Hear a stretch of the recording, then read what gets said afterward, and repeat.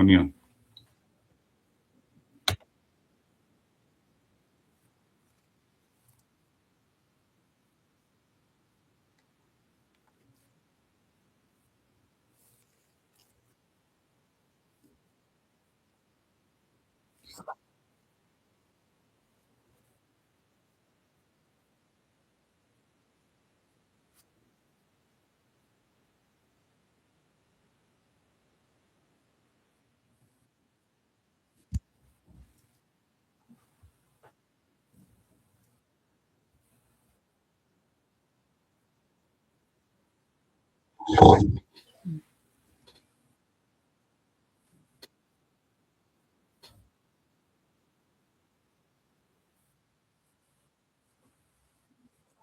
Amén. Muchísimas gracias, mi hermano Ayrton.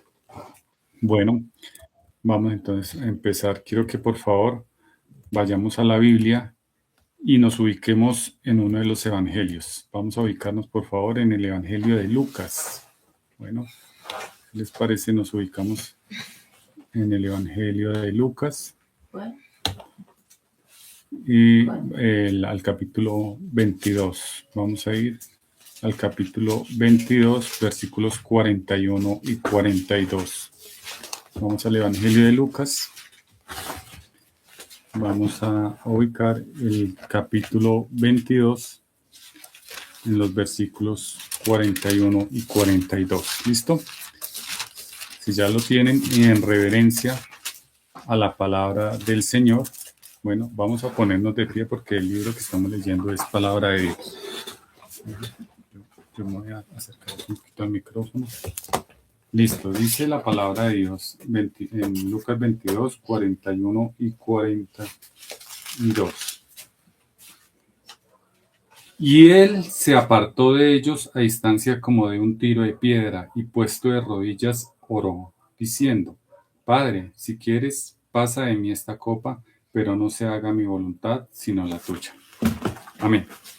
¿Podemos sentarnos, mis hermanos? Bueno, muy bien. En el contexto es importante entender y saber cuál es el contexto de este pasaje. Yo sé que muchos de los presentes o todos tenemos conocimiento de cuál es el contexto histórico y el contexto inmediato de este pasaje, ¿cierto? Sin embargo, pues es bueno comentarlo también. Sabemos que fue un tiempo bastante complicado para el Señor. Es el tiempo en el que está a punto de ser sacrificado. Este evento se da justo después de salir de la Santa Cena, ¿cierto? De la cena que pues comieron con sus discípulos. Bueno, y pues él sabía exactamente lo que iba a pasar. En este momento de angustia es cuando el Señor Jesús se aparta y puesto de rodillas ora al Padre, pues para que le ayude en su decisión. Bueno, todos en algún momento de nuestra vida cristiana enfrentamos circunstancias en las que nuestra voluntad, por una u otra razón, puede que choque con la voluntad de Dios. Habrá momentos en que Dios nos pedirá perdonar, pero sabemos que no es fácil, ¿no? Perdonar cuando queremos guardar rencor. Permanecer cuando queremos huir. Esperar cuando queremos actuar. O renunciar a nuestros propios planes para seguir los planes de Dios. Son circunstancias en las que no es fácil seguir la voluntad de Dios. Entonces surge una pregunta, mis hermanos. La pregunta es: ¿cómo obedecer a Dios cuando obedecer cuesta? Bueno, y aquí viene el título del sermón de hoy. Pues se llama Jesús, modelo perfecto de obediencia. Y es así, de esta manera, como estudiando la obediencia de Dios, vamos a contestar a esta pregunta: ¿cómo obedecer cuando obedecer cuesta? El mejor ejemplo, como digo, no lo encontramos en un profeta, en un apóstol, ni en un mártir, ni en alguno de algún personaje del tiempo contemporáneo. lo encontramos justamente en nuestro Señor Jesucristo. Y como lo vamos a estudiar hoy, en el huerto de Getsemaní. Es una de las pruebas más complicadas, de una de las decisiones más complicadas que tuvo que afrontar el Señor Jesús. Pero sabemos que no solamente ahí, sino no solamente en el huerto de Getsemaní, sino que en toda su vida el Señor Jesús pues estuvo pues obedeciendo al Padre y dando ejemplo de obediencia perfecta. Bueno, entonces vamos a ver algo aquí. Y es que después de celebrar la última cena, como dije, Jesús se dirige al huerto de Getsemaní. Él sabía perfectamente, siendo Dios, conocía todos los detalles, lo que ocurriría en los siguientes momentos. Sería, como sabemos, sería arrestado, sería juzgado injustamente, sería azotado, sería crucificado, sus discípulos lo abandonarían, ¿no? Uno de ellos lo entregaría y otro lo negaría 3 veces. Bueno, y nada de esto ocurriría por sorpresa, nada de esto tomó al Señor Jesús de sorpresa, bueno, sino que sabía exactamente lo que iba a pasar. Sin embargo, antes de enfrentar la prueba, hizo lo primero que todo hijo de Dios debería hacer. Lo primero, ¿qué es? Buscar al Padre en oración. Entonces dice el versículo hace, y él se apartó. Más adelante dice, y puesto de rodillas, oró. La oración no fue el último recurso de Jesús, ni el segundo, ni el tercero. Fue su primer recurso. Entonces, tengamos en cuenta que Jesús vino a darnos normas, ¿cierto? A decirnos, a dar su vida, pues en rescate por nosotros, pero también a darnos ejemplo. Y es que este ejemplo lo tenemos en todo el contexto bíblico. Miramos que desde el Antiguo Testamento, pues también se nos dice o se nos da mandato de obediencia. Vayamos por favor, mis hermanos, para que lo revisemos, lo constatemos. Al Antiguo Testamento vamos a Salmos capítulo 50, versículo 15. Vayamos a Salmos capítulo 50, versículo 15 y miraremos lo que ahí dice, lo que el Señor, lo que Dios dice a su pueblo y lo que nos dice a nosotros también, ¿no? Salmos capítulo 50, versículo 15, dice ahí la palabra del Señor, e invócame en el día de la angustia, te libraré y tú me honrarás. Dios siempre ha llamado a la humanidad, al pueblo, a acudir a Él en medio de la prueba, en todo momento. Y en el tiempo de la prueba también. Entonces no es algo que Jesús se estuviera inventando, sino que es algo que Dios lo vive diciendo en todo momento.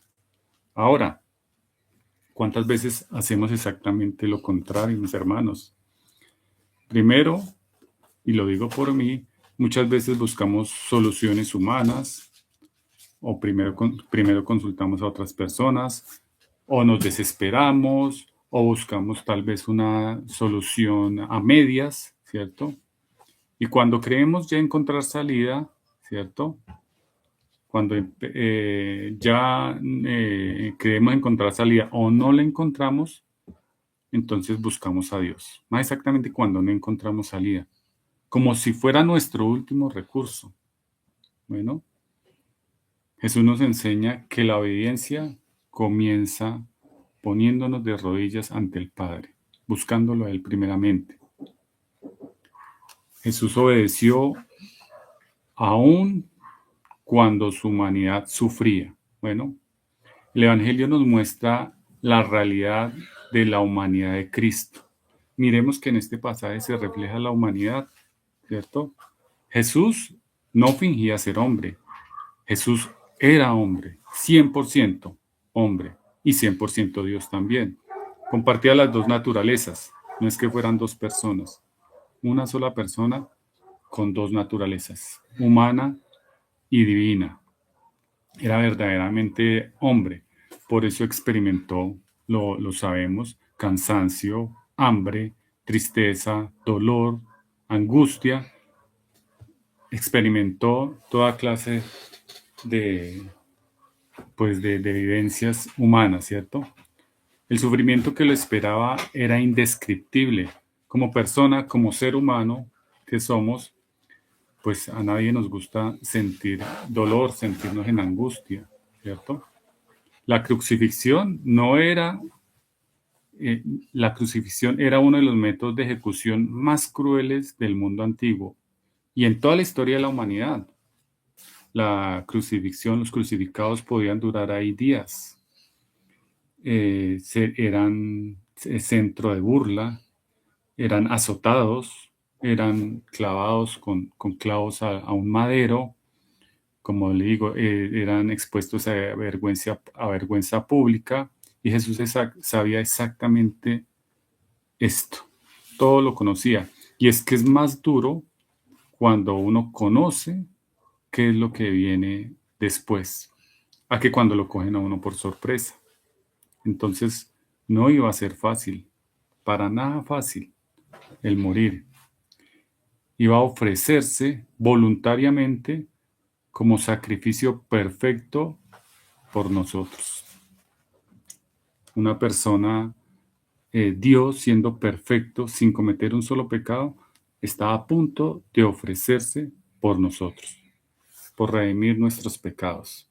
Él mismo declara en Juan 10, de 17 al 17 y 18, dice, yo pongo mi vida, nadie me la quita, sino que yo de mí mismo la pongo. Bueno, nadie más podía ocupar ese lugar. Ningún hombre podía pagar la deuda por el pecado. Solo Cristo, el Cordero sin mancha, podía ofrecer el sacrificio perfecto. Por eso su obediencia era indispensable para nuestra salvación. Tenía y sabía lo que tenía que hacer, pero no era nada fácil. En Isaías 53 dice lo siguiente, más exactamente versículo 5. Mas el herido fue por nuestras rebeliones. Entonces, él tenía claro cuál era el motivo por el cual tenía que afrontar estos sufrimientos. Esto 700 años antes, Isaías ya había anunciado que el siervo de Dios llevaría nuestras iniquidades. En este pasaje es importante aclarar que Dios actúa, como lo dije, como humano, y como ser humano se arrodilló ante el Padre. Muchas personas o sectas pueden usar este pasaje como pretexto para decir que Jesús no era Dios, porque pues como Dios se va a arrodillar ante el Padre, siendo Dios. Bueno, pero pues hay que entender que en su naturaleza humana y sintiendo angustia y en todo momento Dios, el Señor Jesús, pues se arrollaba al Padre en obediencia y en ejemplo de humildad. Otra cosa bien importante es que dice, Padre, si quieres. Bueno, Jesús comienza su oración diciendo Padre. No habla como si fuera un Dios lejano, sino como alguien a quien conoce, alguien con el que tiene una comunión perfecta desde la eternidad. No es cualquier Dios, bueno, es nuestro Dios. El Dios al que Jesús oró es nuestro Dios también, y debiéramos nosotros también tener esa comunión, ¿no creen? Ir a hablarle en oración y decirle, Padre, tengo esta o esta situación. ¿Y qué hace un padre amoroso? ¿No quiere a sus hijos? ¿No da lo mejor? Pues cuánto más el Padre, siendo perfecto, va a hacer el bien para nosotros. Tengamos eso en cuenta. Lo segundo que dice, si quieres, ¿no? Muchas veces nosotros le decimos a Dios, Padre, haznos esto, por favor, haznos aquello. No, Jesús dice, si quieres, porque en su humanidad, en su angustia, pues era lógico que sabía por lo que iba a pasar. Tal vez quisiera buscar otra, en su humanidad, otra opción o, bueno, hacerlo de otra manera. Y es que, pues, como digo, en su humanidad, él tenía angustia. Dice la palabra que mientras oraba, sudaba lágrimas o sudaba gotas de sangre, perdón. Y es que esto es en medicina, el ser humano en profunda angustia puede llegar a experimentar esta clase de experiencias. Bueno, y Jesús lo sufría. Si quieres, quita de mí esta copa. Bueno, ¿qué representa la copa? La copa, y desde el Antiguo Testamento, representa los juicios de Dios contra el pecado. Bueno, Jeremías 25:15, si quiere vayamos mis hermanos, para ver por qué decía el Señor Jesús, por qué hacía referencias hacia la copa. ¿Qué era esto de la copa? Jeremías 25:15 dice lo siguiente.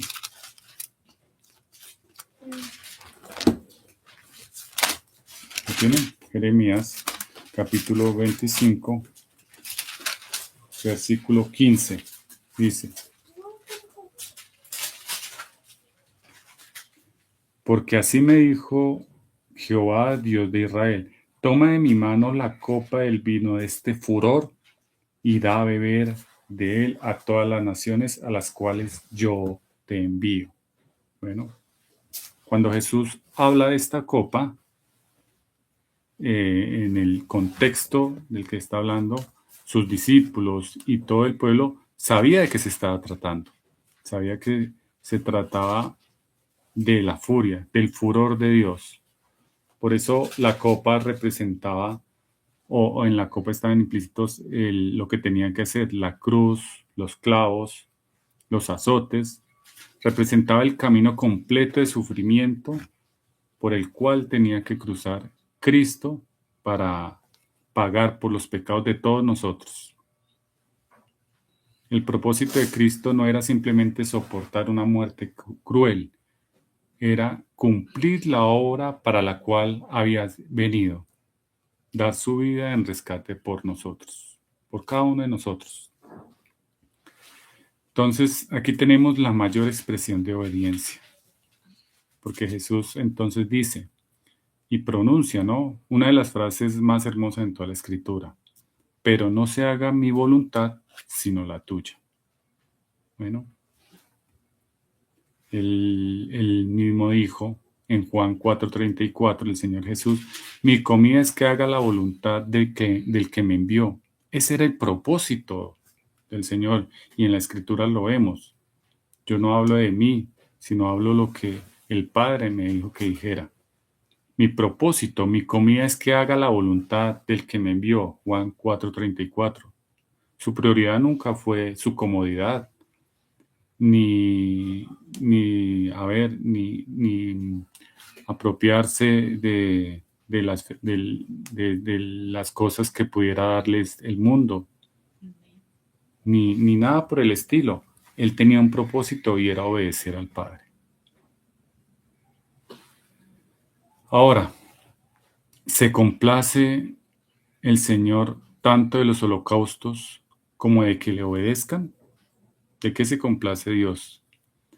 De que le rindan tributo, de que le den ofrendas, de que nos portemos bien o de que le obedezcamos. Recuerden, mis hermanos, en Samuel 15:22, que está escrito que es más importante el obedecer, ¿cierto?, que los holocaustos. Dios siempre ha valorado más un corazón obediente que una religión meramente externa. Ahora, la pregunta para nosotros es: ¿tenemos problemas? Yo sé que sí, muchos de nosotros en este momento estará pasando por algún problema o ha pasado en algún momento por algún problema. Todos los tenemos, ¿cierto? Entonces la pregunta real no sería si tenemos problemas, porque o los tenemos o hemos pasado o iremos a pasar en algún momento. Entonces la pregunta a responder sería: ¿cómo respondemos cuando la voluntad de Dios contradice la nuestra? Cuando esos problemas parece ser que van en contra de la voluntad de Dios, cuando la solución a esos problemas parece contradecir la voluntad de Dios, cuando de pronto tenemos que esperar, o tenemos que perdonar, o permanecer, o servir a quien no queremos, o cuando tenemos que renunciar al pecado. Y pensemos cómo responder a Jesús, cómo fue que Él respondió al Padre. Muchas veces queremos que Dios cambie sus planes para acomodarlos a los nuestros. Jesús nos enseña todo lo contrario. Ya había un plan y Jesús se rigió ese plan, aunque sus sentimientos, sus emociones dijeran lo contrario. Bueno, el verdadero discípulo aprende a decir: Señor, no se haga mi voluntad, sino la tuya. Cristo no solo murió por nosotros, vivió para nosotros como debe vivir cualquiera de nosotros, un hijo de Dios. En Getsemaní vemos al Salvador que, siendo plenamente hombre, plenamente Dios también, experimentó la angustia real del sufrimiento y, siendo plenamente Dios, permaneció fiel al plan eterno de redención. Ya desde el comienzo estaba escrito cuál era ese plan y lo siguió fielmente. Su obediencia hizo posible nuestra salvación, gracias a Dios, que Dios siguió obedientemente al Padre. Fue ejemplo de obediencia, porque nadie más podría ofrecer el sacrificio perfecto por el pecado, nadie más podía pagar por aquello. Él se entregó voluntariamente, cumpliendo la voluntad del Padre hasta la cruz. Pero el relato de Getsemaní, mis hermanos, no solo nos muestra lo que Cristo hizo por nosotros, también nos enseña cómo debemos responder cuando la voluntad de Dios confronta la nuestra. Cada creyente tendrá que afrontar sus propias decisiones, fáciles y difíciles, pruebas, pérdidas, persecuciones, llamados a renunciar, llamados a obedecer. En esos momentos, mis hermanos, cuando estemos en esas circunstancias, ¿qué es lo primero que tenemos que hacer? Orar, así como lo hizo el Señor. Padre, si es tu voluntad, dame la gracia para obedecer. No se haga mi voluntad, sino la tuya. Ese es el camino de la verdadera obediencia. Y la buena noticia, mis hermanos, es que Cristo, que obedeció perfectamente, ¿cierto?, también nos fortalece, ¿cierto? Dios prometió estar con nosotros en todo momento, no estamos solos, no, sino que nos dejó a su Espíritu Santo para fortalecernos y para que podamos seguir sus pisadas. Bueno, mis hermanos, es el mensaje que tenía para el día de hoy. Bueno, quiero orar al Padre para que nos ayude, ¿cierto? Justamente con el ejemplo que Él nos da. Oremos. Padre del cielo, Señor Dios Todopoderoso, se ha predicado tu palabra, se ha mostrado lo que tú hiciste, el ejemplo que tú nos das. Por favor, ayúdanos a permanecer, a creer, a orar, ¿cierto?, antes de tomar cualquier decisión. Y más aún cuando parece ser que esa decisión va en contra de tu voluntad, mi buen Dios. Para que nos fortalezcas, nos ayudes en esas decisiones, mi buen Dios. Y te sigamos, permanecer hasta el final. Te ruego para que todos los que aquí presentes y los que después verán, toda la iglesia en general, pues reciba esa fortaleza que solo viene de ti y aprendamos a orar y confiar en ti. Te lo agradecemos en el nombre de Cristo Jesús. Amén. Amén.